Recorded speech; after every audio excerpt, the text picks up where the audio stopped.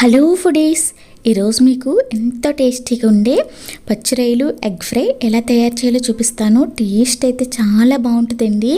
మనం కొంచెం మైండ్ పెట్టి చేస్తే చాలు. ముందుగా మన ఆయిల్ హీట్ అయిన తర్వాత పచ్చిరొయ్యలు ఫ్రై చేసుకోవాలి. ఎలా అంటే బాగా ఫ్రై అవ్వాలి పచ్చిరొయ్యలు అనేవి, అప్పుడే మనకి నీ స్మెల్ ఉండదు. దాంట్లో తగినంత ఉల్లిపాయలు వేసుకోవాలి. నేనైతే ఒక ఉల్లిపాయ వేసుకున్నాను. దాంట్లో మనకి రుచికి సరిపడా సాల్ట్, అల్లం వెల్లుల్లి పేస్టు, కారం వేసుకుని సిమ్లోనే పెట్టుకుని బాగా కలుపుకోవాలి. మనకు ఆ పచ్చివాసన అంతా పోయే వరకు కలుపుకోవాలి. తర్వాత దాంట్లో ఒక ఎగ్ వేసుకోవాలి. ఎగ్ వేసిన తర్వాత కూడా సిమ్లోనే ఉంచి అలా 5 minutes వదిలివేయాలి. వదిలివేసినప్పుడు ఏమవుతుందంటే మనకి ఎగ్ మరీ చిన్న చిన్న ముక్కలుగా కాకుండా పెద్ద పెద్ద ముక్కలుగా ఉంటుంది. ఇప్పుడు మనం ఈ టైప్లో ఉన్నప్పుడు కొద్దిగా కరివేపాకు వేసుకుని బాగా కదుపుకోవాలి. తర్వాత సిమ్లోనే పెట్టుకుని స్లోగా దాన్ని ఉడకనివ్వాలి. అంటే ఎంతో టేస్టీగా ఉండే పచ్చిరొయ్యలు ఎగ్ ఫ్రై రెడీ అండి. చాలా అంటే చాలా బాగుంటుంది.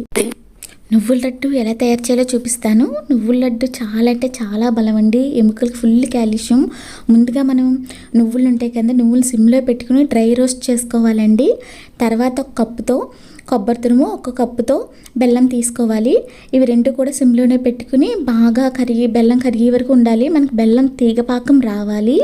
ఆ పాకం వచ్చిన తర్వాత మనం ముందుగా డ్రై రోస్ట్ చేసుకున్న నువ్వులు అందులో వేసుకుని సిమ్లోనే పెట్టి కలుపుకోవాలి. కలుపుకున్నప్పుడు మనకి నువ్వులని దగ్గరకు వచ్చేస్తాయి.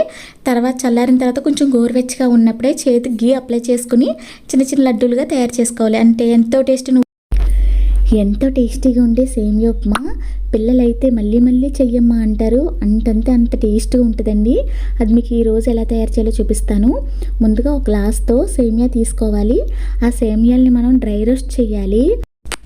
తర్వాత మనం పోపు దినుసులు ఉంటాయి కదా, ఇవి పల్లీలు, శనగపప్పు, జీలకర్ర, ఆవాలు, కరివేపాకు, ఉల్లిపాయలు, పచ్చిమిర్చి, అల్లం ముక్కలు ఇవన్నీ బాగా వేగాలి. వేగిన తర్వాత మనం ఏ గ్లాస్తో అయితే మనం సేమియా తీసుకున్నామో ఆ గ్లాస్ ఆఫ్ వాటర్ వేయాలి.